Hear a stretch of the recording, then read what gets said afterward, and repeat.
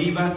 Soy el pastor Julio Daniel Vega para servirles y hoy vamos a continuar esta serie de mensajes que se llaman La contundente respuesta de Dios al dolor.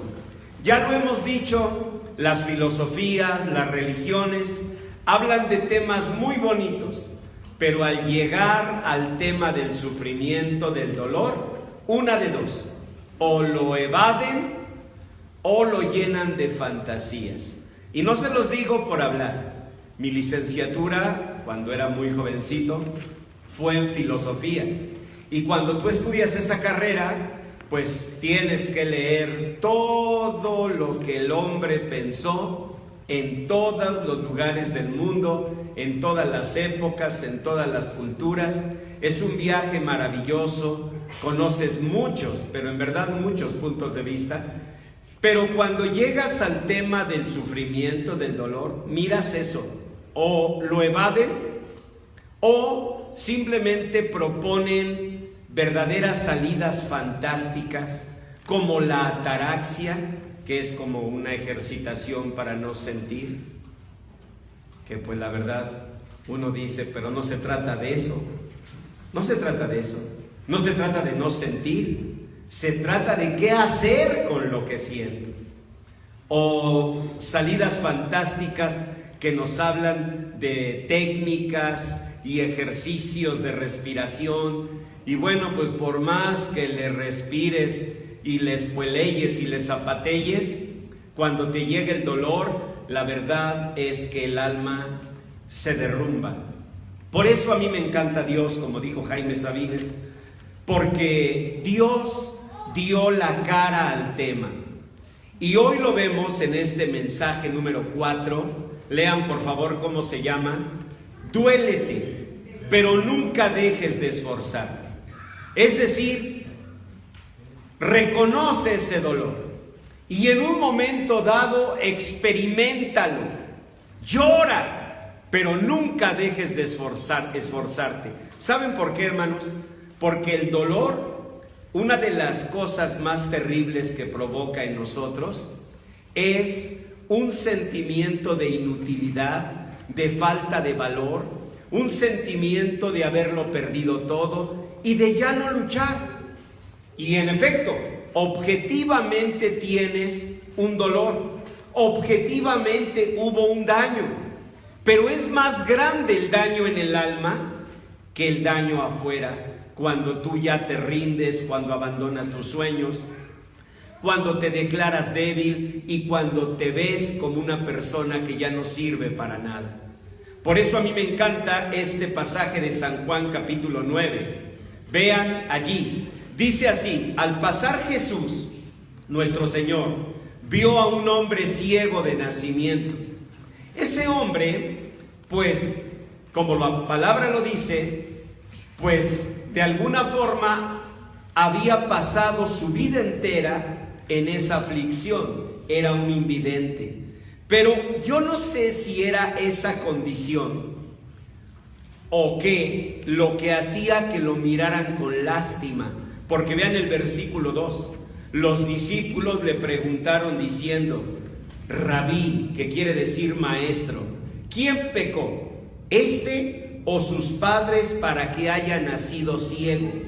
Yo creo que además de que era invidente, él tenía una condición muy lamentable, no sé si por la pobreza o por una situación física, yo no sé, pero ¿saben por qué creo eso? Se los voy a decir. Porque los discípulos preguntaron con lástima, con conmiseración: Señor, ¿quién pecó, este o sus padres, para que haya nacido así? Yo no creo que era porque era invidente, porque he conocido y tengo la amistad de personas invidentes que viven una vida digna, productiva, una vida llena de valor. Por ejemplo, en la historia de la música, solo mencionar a Joaquín Rodrigo, compositor del más grande concierto para guitarra y orquesta, el concierto de Aranjuez. Él tenía 3 años de edad cuando perdió la vista, y don Joaquín Rodrigo jamás se miró como un desvalido. Jamás se miró como un hombre en una condición que mereciera la conmiseración de los demás. Jamás. Tengo un video que amo mucho y me gusta verlo seguido, donde él está regañando a Pepe Romero, que es el más grande guitarrista español, y le hace que ejecute algo del concierto de Aranjuez. Pepe Romero lo intenta con la guitarra, yo digo que lo hace magistral, pero don Joaquín Rodrigo con su piano voltea y le dice: no, escucha, así. Y me encanta mirar eso, porque Joaquín Rodrigo, siendo invidente, no se minimizaba ante Pepe Romero, el guitarrista gigante de España. ¿Ven? ¿Por qué? Porque él veía un valor en su vida. Bueno, eso es hablando de famosos. Pero hablando de personas que están cerca de nosotros, no sé si tienen amistad o familiares que son invidentes y que viven una vida productiva, una vida digna. Así que no creo que ese fuera el problema. Estoy seguro que era otro problema. ¿Y saben cuál es ese otro problema? Lo que llamamos el metadolor. El dolor es concreto, objetivo. Por ejemplo, la ceguera. Pero el metadolor es el dolor que se genera en el interior por la condición que tienes. Y eso no todas las personas lo ven, ni siquiera quienes lo sufren, porque a veces las personas que sufren se van convenciendo de que ellos merecen la conmiseración, la lástima, la ayuda de los demás. Esa es la verdad. Y eso es lo peor que puede pasar. Por eso el Señor les respondió a los apóstoles: no es que pecó este ni sus padres, sino para que las obras de Dios se manifiesten en él. Y vean el versículo 6. Dicho esto, escupió en tierra e hizo lodo con la saliva y untó con el lodo los ojos del ciego. ¿Por qué hizo esto Jesús? ¿Creen ustedes que necesitaba el Señor apoyarse con un poquito de lodo? Ya ven que el lodo es curativo, bueno, no cualquiera, pero hay tipos de lodo que son curativos. ¿Ustedes creen que Jesús necesitaba trapito para hacer un milagro? ¡Claro que no! Él a otro ciego le había dicho: recibe la vista, y en ese momento sus ojos se abrieron. Al leproso, ¿qué le dijo? Cuando el leproso le dijo: si tú quieres puedes limpiarme. ¿Qué le dijo el Señor? Quiero, sé limpio. Y en ese momento la lepra desapareció. Así que no era Jesús quien necesitaba, pues apoyarse con un poquito de lodo. ¿Saben quién era? El ciego. Necesitaba un empujoncito a su fe. Su fe no gustaba mucho, no era muy fuerte, se había perdido, su fe había menguado. Ahora, ¿por qué había menguado? Pues muy simple, por la forma en que había vivido. Ustedes saben, cada uno de nosotros tenemos fe. Incluso hay una canción de Jesús Adrián Romero que dice: tú tienes que ayudarme a conseguir la fe que con engaños yo perdí. No, esperen, esa no es de Jesús Adrián. No, es de los Dandys. Qué barbaridad. ¿Y por qué me la sé? No sé, pero vino a mi mente. Pero esa canción dice así: tú tienes que ayudarme a conseguir la fe que con engaños yo perdí. Incluso confiesa el autor, dice: y han dejado mi pobre corazón con tan poquita fe. ¿Ven? Pues sí, el ciego había perdido su fe. ¿Por qué? Por la condición diaria de humillación, de quizás malos tratos, de quizás vergüenzas, de menosprecios, de palabras. Ustedes se imaginan un corazón todos los días recibiendo un rechazo, recibiendo críticas. ¿qué va pasando con nuestra fe? Pues se va derrumbando. Pero miren qué hermoso es Dios. Cómo nos apapacha, cómo nos abraza y nos dice: a ti te hace falta un poquito de lodo, voy a ayudar a tu fe, porque a ti sí te han dejado, como dice la canción, con tan poquita fe. Entonces te voy a embarrar tantito lodo. No, hombre, te sientes en brazos de tu Padre Celestial. Gracias, Señor. Y hasta te acurrucas como cochinilla, ¿verdad? Yo me acuerdo de la cochinilla porque cuando me operaron me iban a poner la raquia. ¿Alguien sabe qué es eso? Es una inyección dolorosísima. En mis tiempos era más, aquí en la columna vertebral. Y me acuerdo que me dijo la doctora: hazte como cochinilla. Nunca voy a olvidar desde entonces la cochinilla. Y fíjense, hace ratito, en el primer servicio, en serio, apareció una cochinilla allí. Después, terminando el mensaje, y la recogimos con los boletines y la llevaron allá al Prado. Aquí vino una cochinilla. Porque yo les preguntaba: ¿conocen lo que son las cochinillas? Cuando ella me dijo: hazte como cochinilla, pues yo, imagínense, creciendo en Palacio de Hierro, Liverpool, ¿cuándo ves una cochinilla ahí? Ustedes me imagino que hasta pinacates han visto. No digan que no. ¿Quién ha visto un pinacate? ¿Ya ven? No, pues si se ve luego. Bueno, pero yo, total, la doctora me dijo así: mira, dóblate. Y ahí va el otro obedeciendo.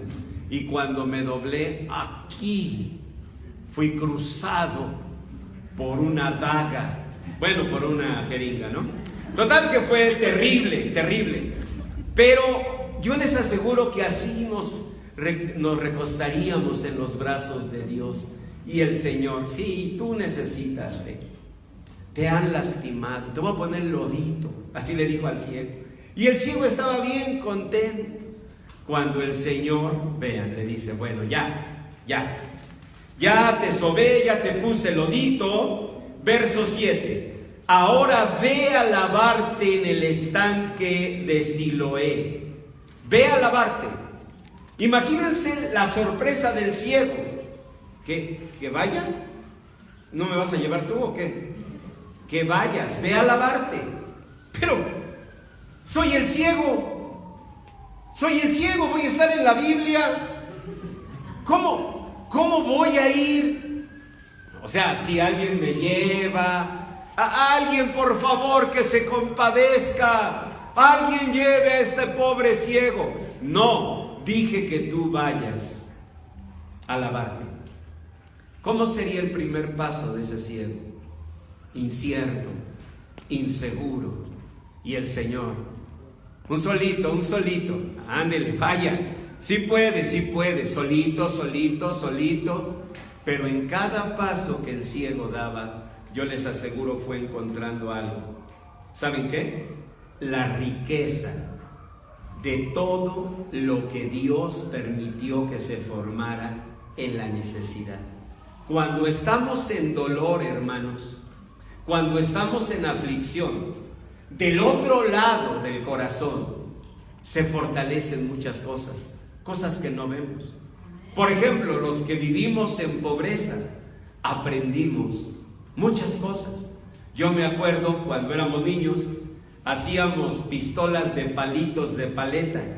Había cerca una paletería, como ice cream, ¿sí? ¿Me ubican? Ok.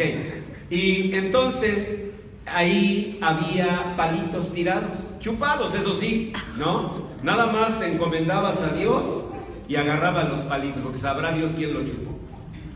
Entonces tomábamos los palitos de paleta y hacíamos pistolitas.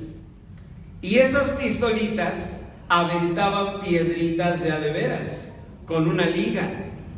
Y yo recuerdo, porque después los niños que tenían papá, que traían sus metralletas Plastimarks y andaban ahí muy emocionados, luego me permitían la metralleta si yo les prestaba mi pistolita de palos de paleta. ¿Saben por qué? Porque su metralleta era una tontería que nada más hacía nada más. En cambio, los míos, al pelo de las niñas. ¿Ven? En venganza de que no tuve. No, no es cierto, no es cierto.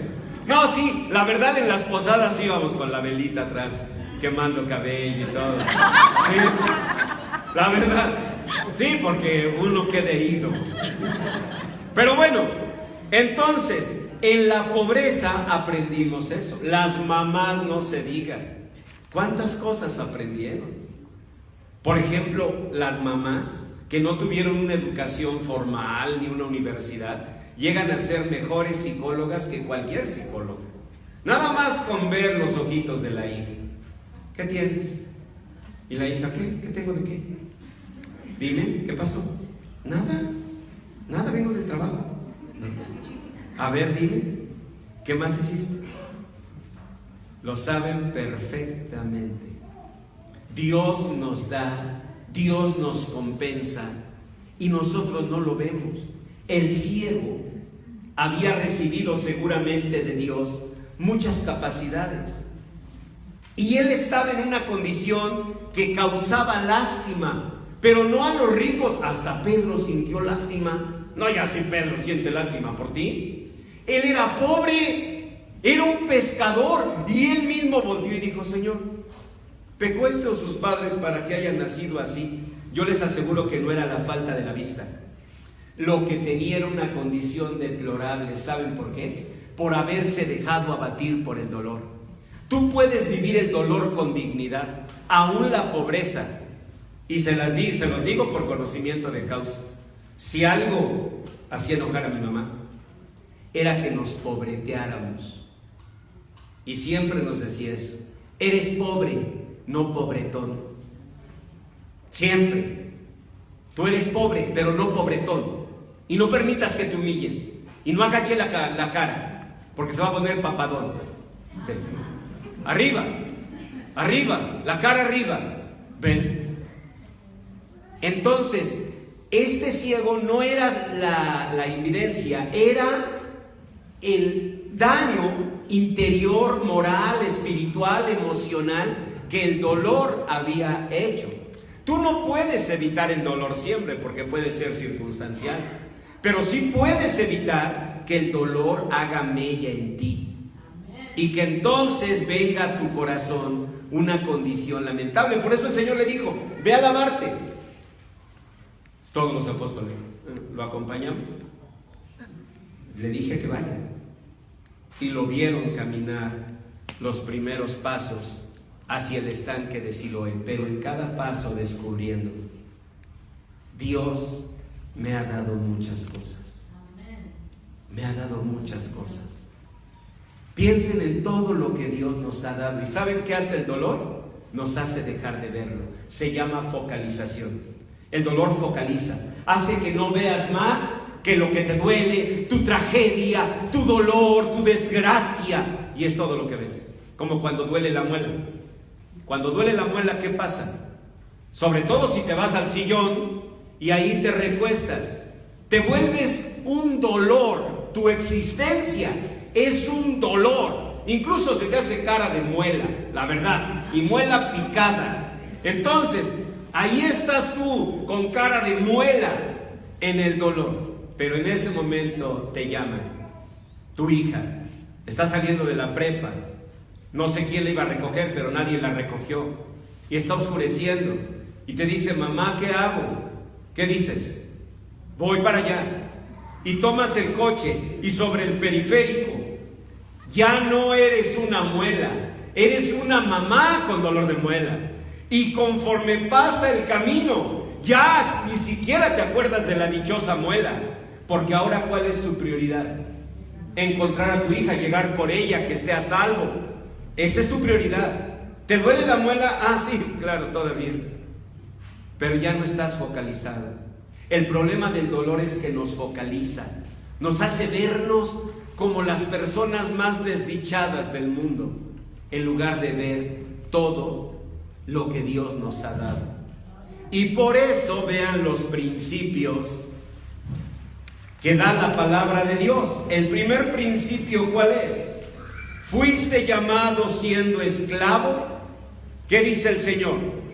No te dé cuidado, pero también si puedes hacerte libre, ¿qué manda Dios? Procúralo más. Ayúdate, esfuérzate, pon acción. Una cosa es que estés dolido, lastimado por una condición concreta, sea una enfermedad, sea pobreza, desempleo, pocas ventas, situaciones familiares. Una cosa es que estés lastimado por eso.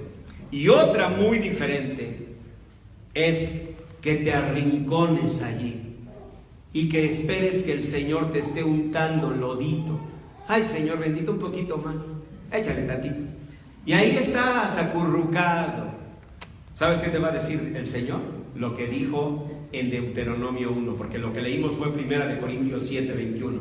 Ahora vean Deuteronomio 1, 6.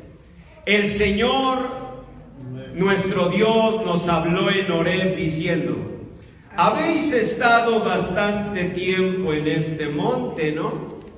Les voy a contar. Horeb era el monte de Dios. Ahí Dios se manifestó.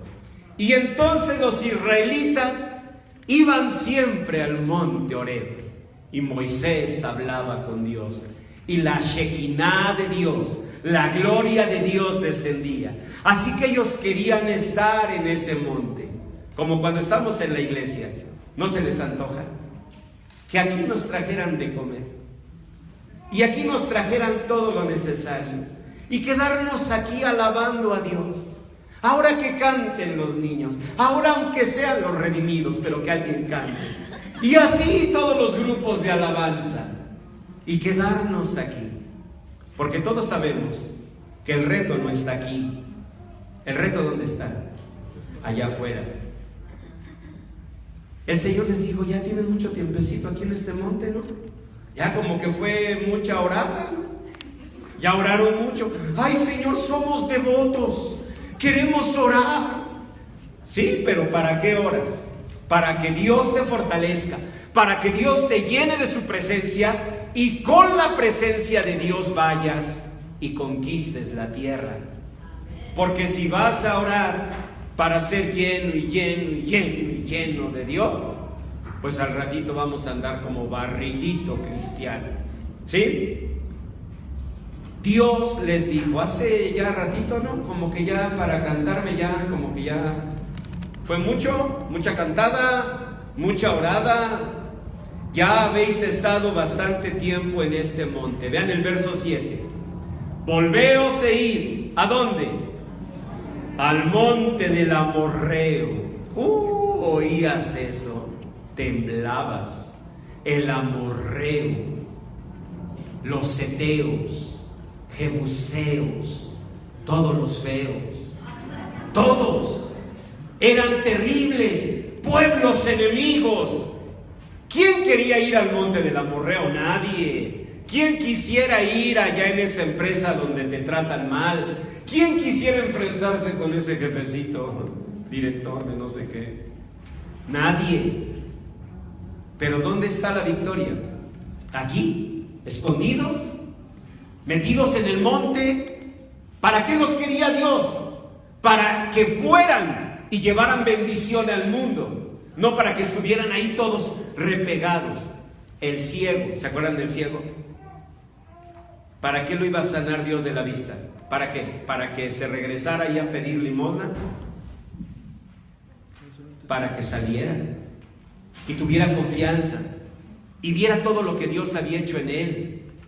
Tuvimos pobreza, sí. Él tuvo ceguera.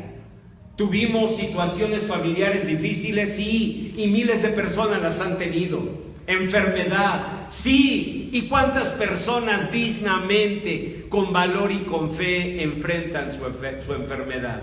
Aquí está un ejemplo maravilloso en Lulú Bonilla. Ella es un ejemplo de una persona enfrentando con dignidad, con fe, con valor, diagnóstico y diagnóstico. ¿Sí? Entonces, nosotros no podemos estar ahí escondidos, tenemos que caminar y salir. No podemos decir, Señor, si yo tuviera, si tú me hicieras, si tú me dieras. No, pues yo pediría pelos. Tengan la seguridad. No se tratara de eso. Pido un copete, compañeros de dolor. Pero, ¿qué tienes que hacer? Ir con tu fuerza, con lo que Dios te ha dado, encontrarla en ti. El ciego fue caminando y poco a poco fue encontrando. Pues, puedo oír los sonidos, puedo saber si alguien viene, puedo sentir en la dirección del viento. ¿Cuántas habilidades tienen las personas con una condición semejante, cierto? Dios te ha dado capacidades. Si tú te focalizas en el dolor, primero no vas a vivir más que pensando en eso. Y segundo, te vas a mirar como poca cosa. El Señor les dijo, vayan a la tierra del Arabá, sabrá Dios dónde está, en el monte, en los valles, en el Negev, junto a la costa del mar, en la tierra del Cananeo. Vayan hasta el gran río, el río Éufrates. Mirad, le estaba diciendo, abran los ojos. Yo os he entregado la tierra. Entrad y poseed la tierra. Tenía que invitarlos a que abrieran sus ojos. Pero para eso, ¿qué tenía que hacer? Sacarlos de ese montecito. ¿Sí? Sacar de ese temor. A veces Carlos Marx tenía razón al decir que la religión es el opio de los pueblos. Es la droga en que se meten y se esconden de la realidad. A veces tiene razón Carlos Marx. ¿Saben por qué? Porque a veces hacemos de la fe un escondedero, un refugio de cobardes, de personas que no nos atrevemos a mirar, que Dios nos ha dado bendiciones y que podemos levantarnos y podemos luchar. Y no por una motivación, no, sino porque realmente se han desarrollado en nosotros capacidades. La necesidad ha hecho a muchos de nosotros mucho más inteligentes que lo que nos habría hecho una universidad. En verdad. Y lo tienes en ti.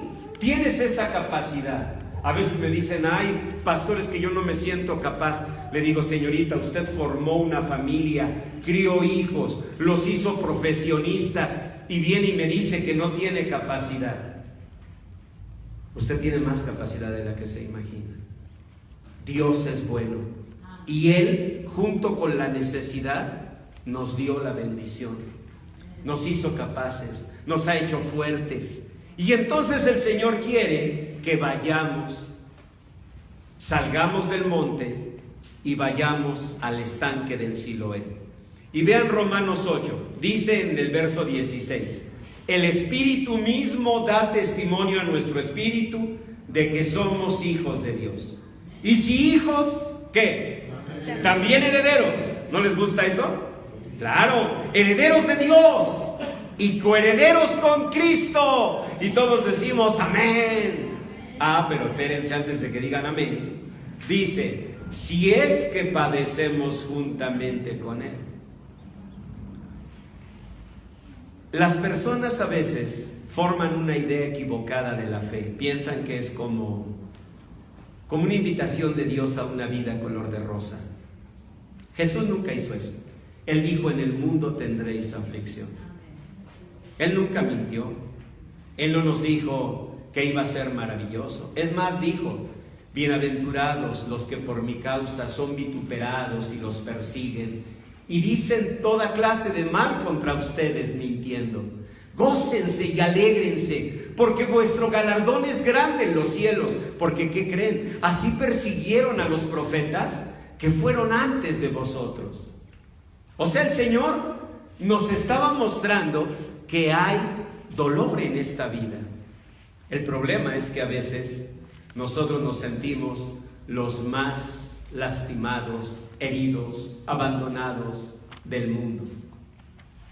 Y se cumple aquel adagio cuando dice, me quejé de no tener zapatos hasta que vi a un hombre que no tenía pies. Vivimos quejándonos sin darnos cuenta de las bendiciones que tenemos. Hoy, por ejemplo, me vine en taxi a las instalaciones de la iglesia, porque a veces me gusta sentir lo que ustedes sienten, ¿no? O sea, sí, de veras, porque digo, ¿cómo voy a predicar si siempre este niño que nació de noche quiere que lo lleven a pasear en coche? ¿No? No es cierto, sí no tenía coche, y entonces me vine en un taxi. Y subiéndome al taxi, el señor traía una canción de Polanca. No, subes con toda la disposición de mirar hacia el futuro y ahí te agarran al pasado. Entonces le digo, ¿cuántos recuerdos, no, de esa canción? Me dice, uy, cómo no, Having My Baby, de Polanca, ¿se acuerdan? Ok, olvídenlo. Y entonces le digo, ¿cuántos recuerdos? Me dice, sí, hombre, pues tiempos bonitos, ¿no? La juventud. Le digo, sí, ahí veníamos, plática de taxi, ¿verdad? Y veníamos platicando de todo lo que ha sido la vida. Y entonces dice, pero ya hay etapas nuevas y hay que disfrutarlas. Claro. Le digo, fíjese, por ejemplo, yo ahorita disfruto mucho a mis 4 nietos. Entonces sí volteó sorprendido. Me dice, ¿nietos? Yo pensé que se andaba casando. O sea, lo que es que te vean chamacón, ¿no?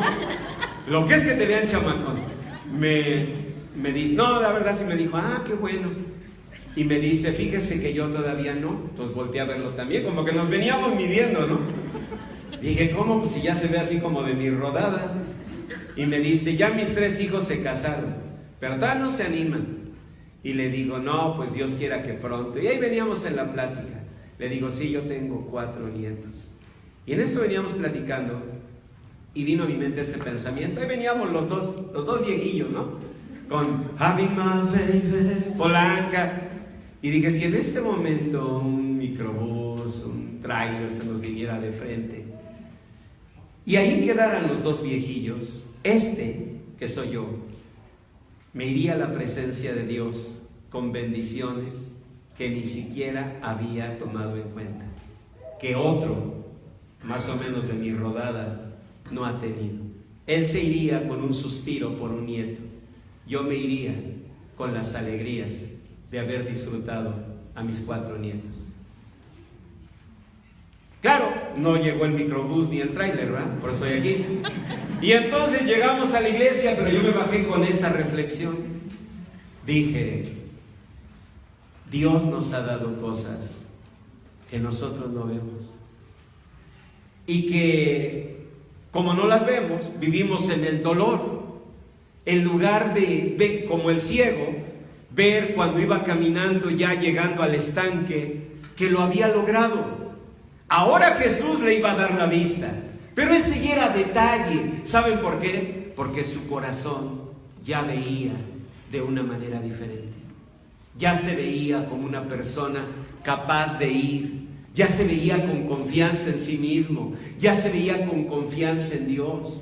¿De qué te serviría la vista física si tus ojos del corazón estuvieran cerrados? Necesitamos abrir nuestros ojos y ver todas las bendiciones que Dios nos ha dado y comprender lo que dijo aquí el apóstol Pablo. Vean en la última lectura, dice, verso 18, pues tengo por cierto que las aflicciones del tiempo presente no son comparables con la gloria venidera que en nosotros ha de manifestarse. Aprendan ese texto, Romanos 8, 18. ¿Saben por qué? Porque si no, decimos cosas como, pues mira, Manta, no hay mal que dure 100 años, ni tonto que lo aguante. O decimos cosas como, siempre vendrán tiempos mejores. Y esos son nuestros textos. Son pensamientos positivos. Pero mejor citar la Biblia, Romanos 8, 18. Pues tengo por cierto que las aflicciones del tiempo presente no son comparables con la gloria venidera que en nosotros ha de manifestarse. A ver, repítanlo así en su corazón. Pues tengo por cierto que las aflicciones del tiempo presente no son comparables con la gloria que en nosotros ha de manifestarse. Romanos 8:18. Esto debe estar en nuestro corazón. No importa lo que estás pasando, el Señor bendecirá de una manera más abundante tu vida. No importa lo que has vivido, el Señor te llenará de su gloria y de su bendición. Ahora que estuve con mis hermanas más tiempo por la salud de mi mamá, nos pusimos a jugar al dolorómetro. Todas las familias juegan al dolorómetro cuando se encuentran los hermanos, porque empiezan: ay, a ti te fue bien, tú cuando naciste ya teníamos un comedorcito, no, tú no sabes lo que era cuando comíamos así en el suelo. Y empiezan los hermanos, ¿no? Es como una competencia a ver quién ha sufrido más. Me decían mis hermanas: ay, tú Priri, porque así me dicen desde niño, Priri boy. Tú Priri, en la familia, si ustedes quieren decirme, está bien, en confianza, ¿no? Pero en la familia Priri, entonces me dicen: tú Priri, por lo menos eras el consentido de mi mamá. Y sí lo fui, la verdad. Es que mi mamá siempre quiso un hijo bonito. Entonces cuando yo nací, no saben, se volvió loca. De veras, se volvió loca. Y entonces pues me cuidaba mucho, me quería y todo.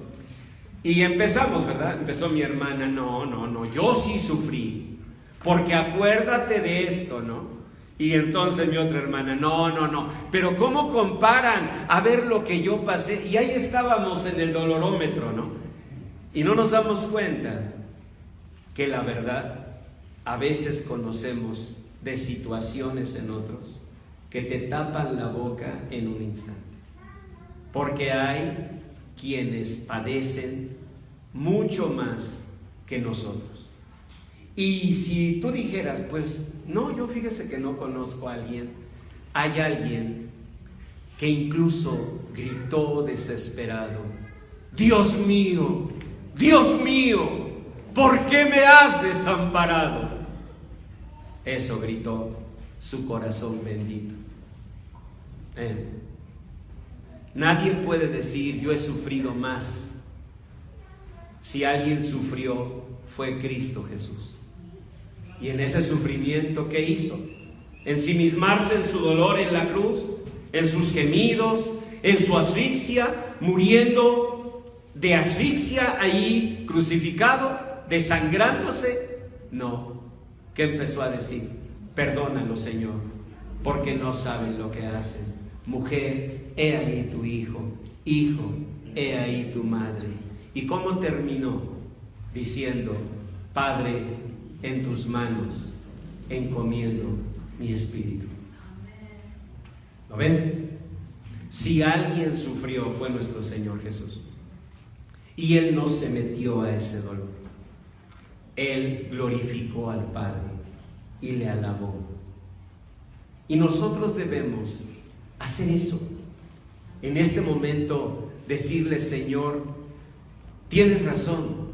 A veces el dolor me ha llevado a esconderme, a refugiarme, a buscar la conmiseración, la lástima de los demás, en lugar de mirar que en medio del dolor tú has estado conmigo, me has bendecido, y voy a echarme a caminar hacia el estanque de Siloé, y sé que tú me vas a bendecir, sé que tú vas a estar conmigo. Y como ese ciego que empezó a caminar dudoso, tembloroso, yo les aseguro que conforme avanzaba fue sintiendo confianza, aprendió a apoyarse en las paredes, a oír si venía alguien, y llegó al estanque, lavó sus ojos y se abrieron sus ojos.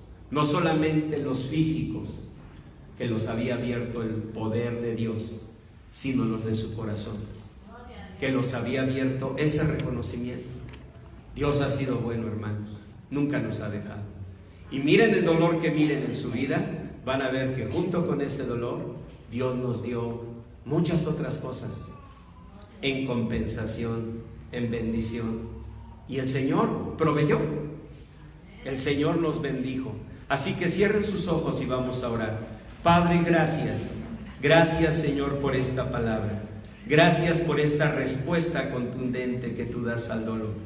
Concede, Señor, que cada uno de nosotros, como aquel ciego, caminemos hacia el estanque, creyendo que tú vas con nosotros y reconociendo que tú nos has bendecido abundantemente, que más allá del dolor, de lo que faltó, de lo que no tuvimos, de lo que sufrimos, tú, Señor, has sido bueno y misericordioso. Gracias por todas tus bendiciones. Bendecimos y alabamos tu nombre. Dile, hermana, hermano, así: Señor Jesús, yo te recibo como Señor y Salvador de mi vida. Ven a mi corazón, te reconozco como el Señor de mi vida y el Salvador de mi vida, porque tú diste tu sangre preciosa en la cruz para pagar mis pecados. Tú eres mi Señor y eres mi Salvador. Tú eres, Señor bendito, mi Señor Jesús. Alabado sea tu nombre. Amén. Amén. Un aplauso al Señor. Un aplauso al Señor.